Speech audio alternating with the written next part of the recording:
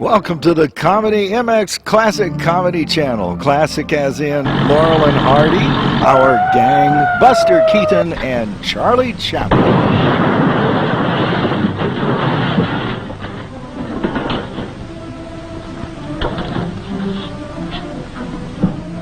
Thank you, boys. Where you be when I need you? Right here. Okay. I told you not to make that last payment.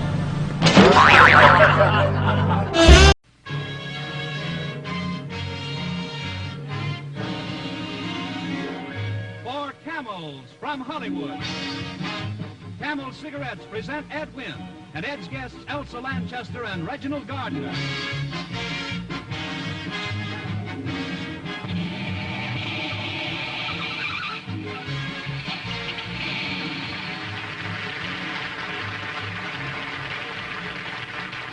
I wouldn't drive one of those things. They're too dangerous. I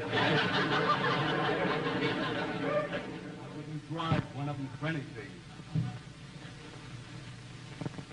That guy smokes all the time.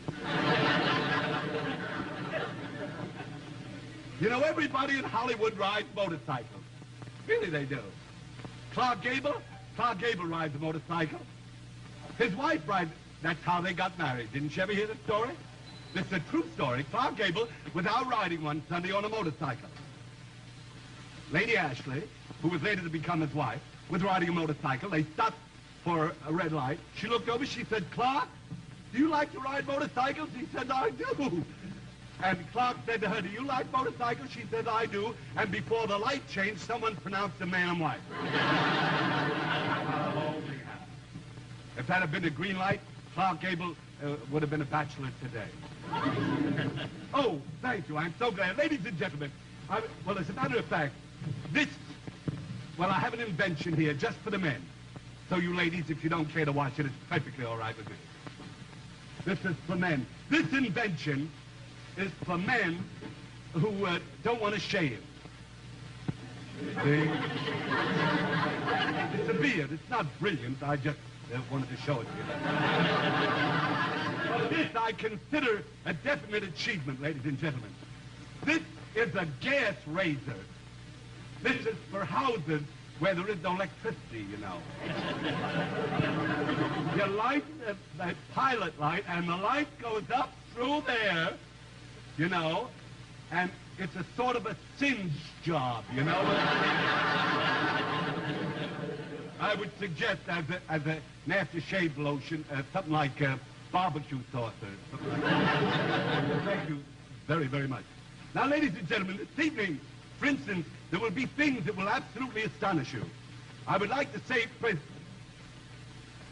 Reginald Gardner.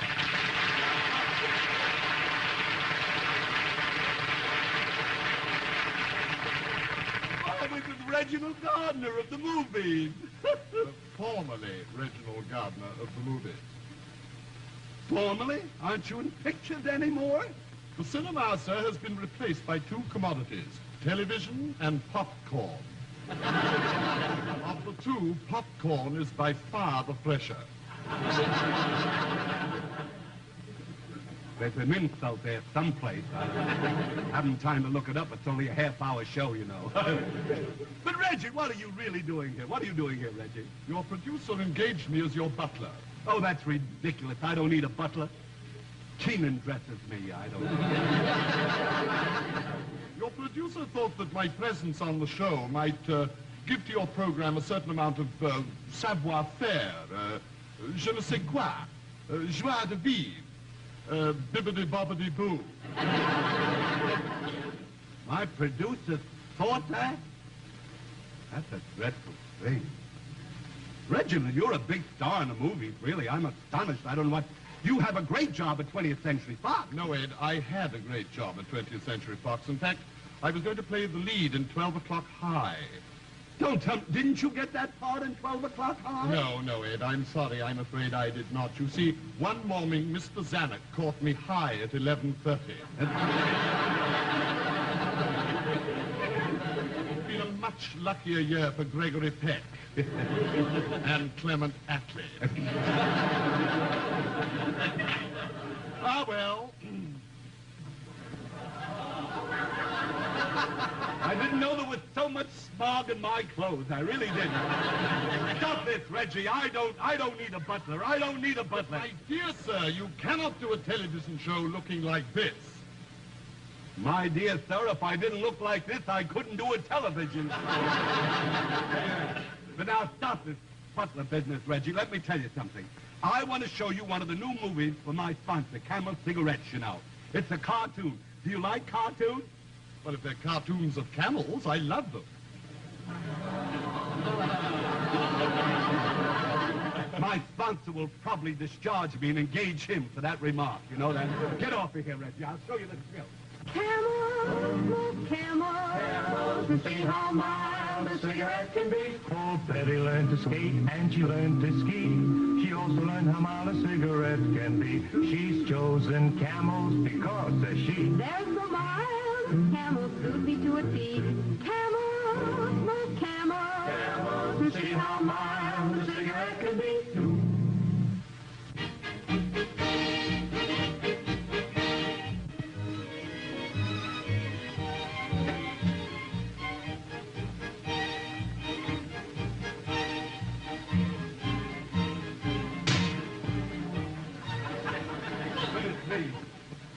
This laundry, I've got so much weight to do in the laundry.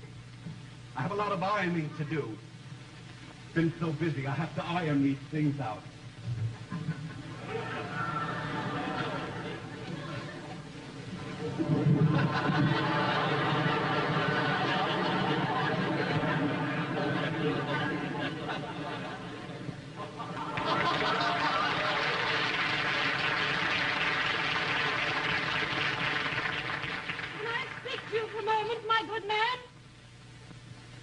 Elsa Lanchester.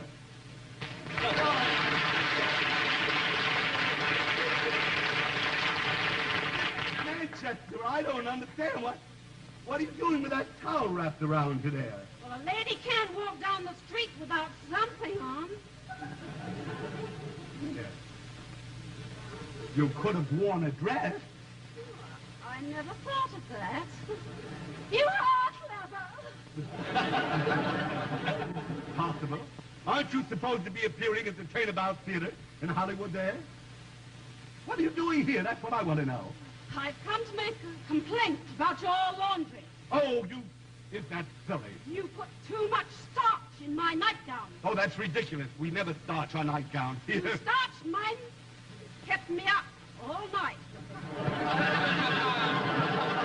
I tell you, we never put starch in a nightgown. I'm very sorry, but you did put starch in my nightgown. This is getting maddening to me. I say we do not starch nightgowns in this laundry. We never starch nightgowns, and if you say we did starch your nightgown, then for heaven's sake, bring the nightgown that is starched and let me see it.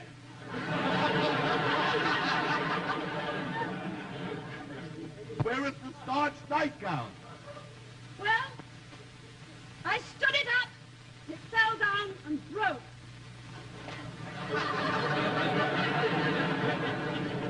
This is the nightgown? I'll try to take the starch out of the pieces here. Here, where's my other bundle? The other bundle right back here, right back here. Right back here. Here, this must be yours, right here. Yes, I want my costume. That's Yes. it, that's it. Is that your blouse? Looks like it, yes. Yeah, there's your laundry mark on it, yeah. Well, let's see, yeah. Come down here. Can you put that on? Yes, that's been starched. That's been starched. What do you want It's the my cost- Indian number. Yeah, what do you mean Indian How number? do you like it? Well, it doesn't go with a towel, you know. Well, is this better? No, it isn't. I think the other was better. What? A pin? Yeah, here. Here are pins. Well, This woman astonished me. Well, what kind of a number is this? it's a Maharani, an Indian Maharani. She sends to Hollywood to find a man, a Maharaja. These will be very useful. Yeah, well, I There's tell you the what. rest of my costume. What is There. that? We were looking for it. It goes here. That's part of your costume? Wait a minute. You all right? Yeah. Now you're in it. You're going to do more. I'm sorry I can't watch you. I've got so much laundry to do, you know. I have to scorch a lot of shirts yet before I send them out.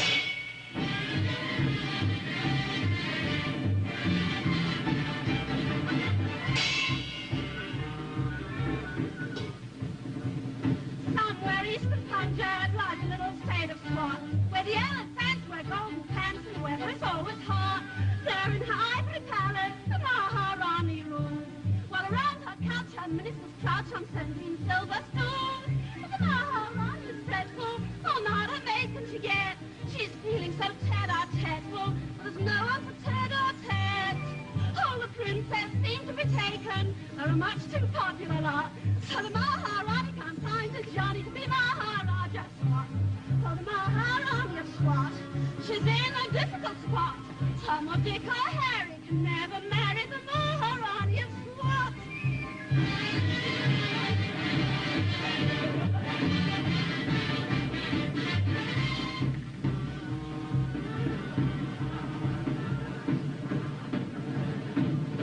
Lately she has decided on a rather daring move. She figures since she can't get a prince, her ministers approve. She'll send across the ocean where the picking should be good, and see if she cannot get a man who's a star in Hollywood. He'd be an inspiration, and his profile, like as not, would cause a mild sensation on the postage stamps of Swat. Her grand vizier is protesting, but she looks him in the eye and says, "My man, if Ali can, then why on earth can't I?" Maharani of Swat, see what her industry got. She kept her chin up and got a pin up from Maharaja of Swat.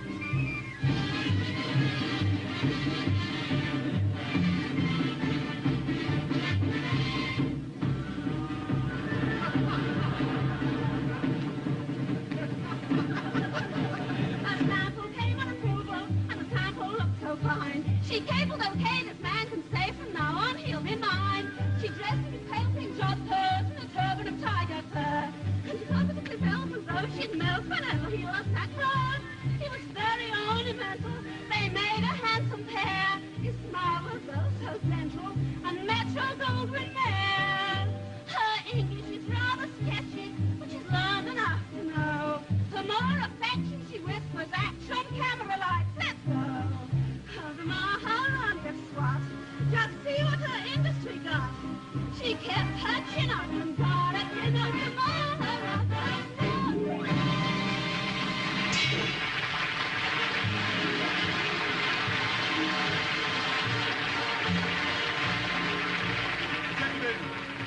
Now, ladies and gentlemen, it's time for, I wonder what it is time for.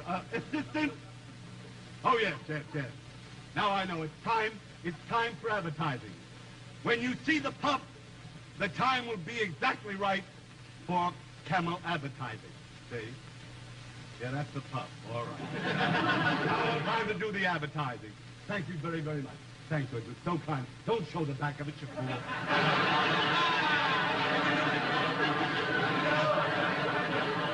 Everyone knows. Oh, we're just having fun. I don't know. Everyone knows that camels are popular all over the world, ladies and gentlemen. So let's visit some camel smokers in a few of the foreign countries of the world. Or would you rather go some other place? Open the curtain. This, ladies and gentlemen, is Greece. These are all restaurants. This is a column. This is an old college for columnists. Oh, Greek native, would you please entertain our American audience? Would you come here? Ο αθάνατος έψωνα είναι στη διάθεσή σας να No, I just want you to sing. I do the monologue. Yes. I want you to sing the big song which is sweeping Greece. Now, would you do that? Yes. Yeah, let me hear it. I'm dying to hear this.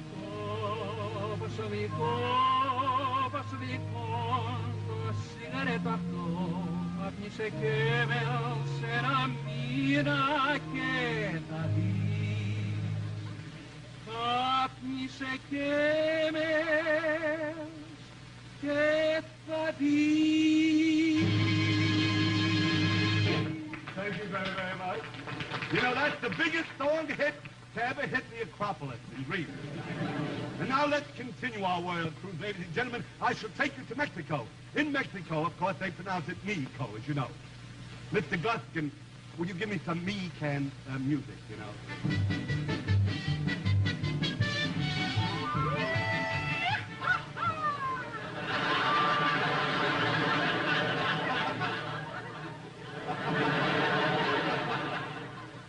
This is Mexico, kid.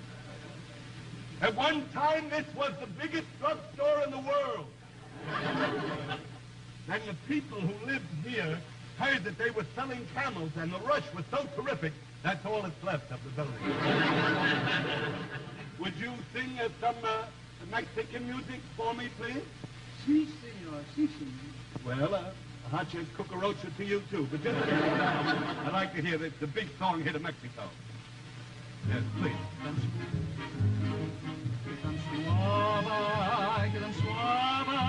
Quedan suave, y me tiernito,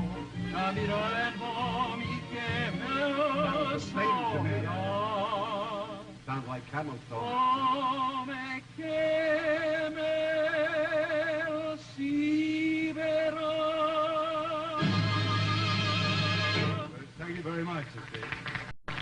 This song is just sweeping the whole world. And now to the mysterious Orient. Ladies and gentlemen, come to me with China, but they just made a mistake, the stagehands have. Are you sure that this is China? Yeah, that's China. Give us a little Chinese music, would you please, Mr.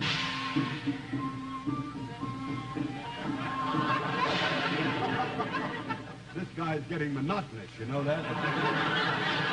We are now in China, ladies and gentlemen. This is the Yangtze River. That's the Yangtze Stadium.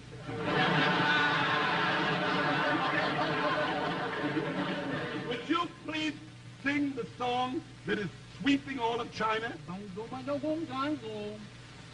that's all right with me. I'll check that, and I'll even double check it. I'll even Chunkai check that one. Sing the song that's sweeping all of China.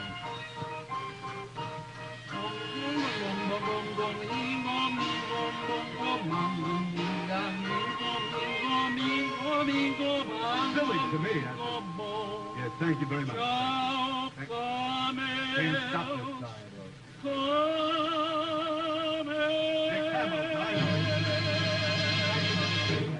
And now, ladies and gentlemen, that, of course, that's all the advertising cost. I've actually taken you to all the countries in the world, you Just see. a minute, old boy, just a minute, old boy. And I say the word advisedly. You've completely forgotten about Great Britain. They smoke camels there, too, you know. Oh, I know that, Reggie. But if we sang the Camel song in British, the American people wouldn't understand it. I beg your pardon. Oh, no, you don't have to get angry. That's the whole trouble. You take some of the great British plays that come over here. American people don't understand it. But it's the most absurd thing I've ever seen. Well, that's what I'm talking about. That's the whole thing, just what you're doing. Nobody knows what you're saying. I nearly pulled a bone there. But that gives me an idea. Really. I just got an idea that we've been working on all week. You know, Reggie, I'll tell you what you do. Yeah. You get ready for the play, and I will explain to the people who are watching the show, or anything else that is watching the show besides people. I get a lot of fan mail from field mice, you know. Reggie, you go and get ready for the play. Would you do that? I certainly will. Jolly ripping. Yes. Ladies and gentlemen, now for a great, great British play, which I personally have written. And to make certain that everybody understands the British play, I'm going to do it with American subtitles. Stars of the play, ladies and gentlemen, will be Miss Elsa Lanchester, Mr. Reginald Gardner, and the great British actor, Sir.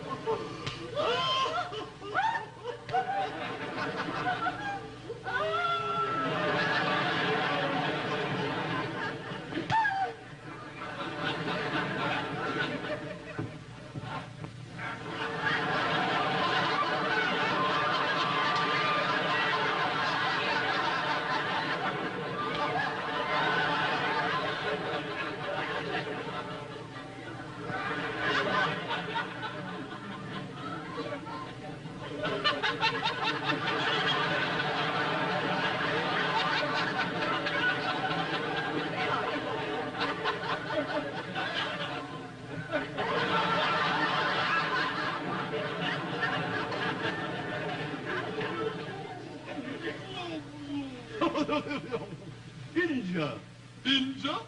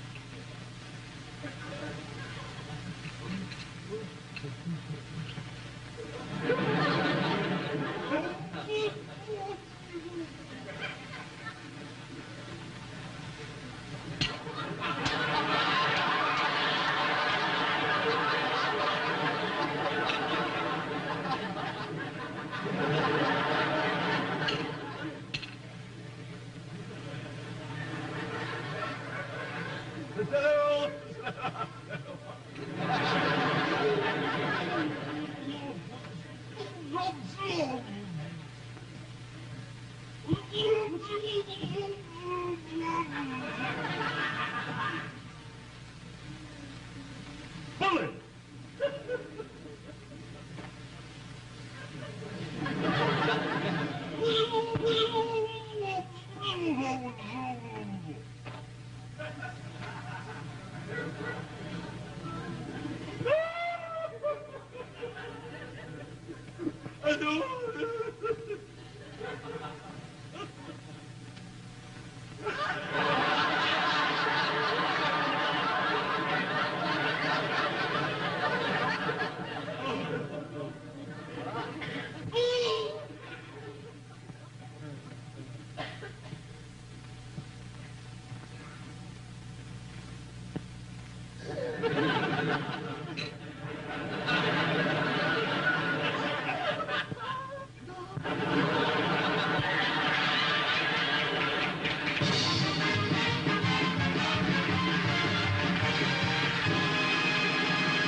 Make the Camel 30-day mildness test, and you'll know how mild a cigarette can be. Camels are so mild that in a recent test of hundreds of people who smoked only Camels for 30 days, noted throat specialists making weekly examinations reported not one single case of throat irritation due to smoking Camels. But test Camels yourself in your T-zone. See if you don't agree that Camels are the mildest, best-tasting cigarettes you ever smoked. You know, each week the makers of Camels send free cigarettes to hospitalized servicemen and veterans. This week's gift Camels go to Veterans Hospitals, Rutland Heights, Massachusetts, and New Orleans, Louisiana, United States Army Station Hospital, Camp Hood, Texas, and United States Naval Hospital, Philadelphia, Pennsylvania. The Camel people have now sent more than 190 million gift Camels to servicemen, servicewomen, and veterans.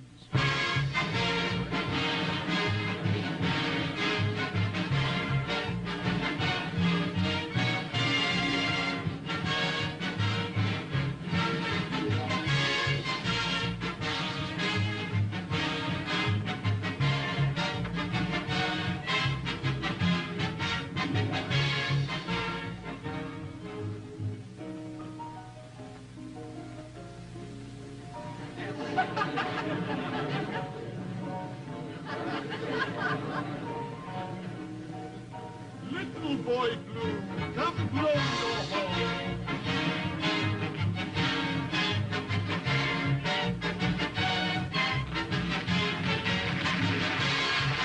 Ed Wynn is brought to you over these same stations every Saturday night by Camel Cigarettes. Next week, Ed's guest will be Miss Ella Logan. Bob Lamont speaking. This is CBS, the Columbia Broadcasting System.